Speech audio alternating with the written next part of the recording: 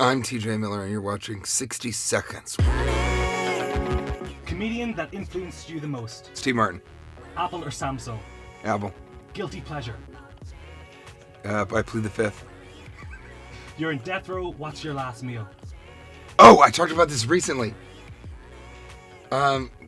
Maybe oysters and a lobster roll from Hungry Cat.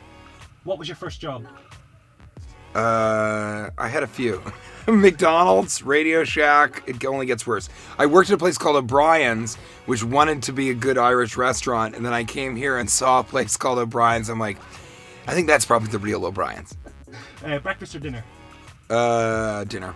Biggest turn off on a dinner date? Breakfast for dinner. Go ahead. Biggest turn off on a dinner date? When it's not breakfast. Favorite swear word? Cunt. Which you can't say in the United States, but out here, buddy, I called an elderly woman that, and she goes, Who would you like to trade jobs with for a week? You. I think it would be really interesting to do this. That's great, man. Thank you very much. Okay, now I get to do two for you.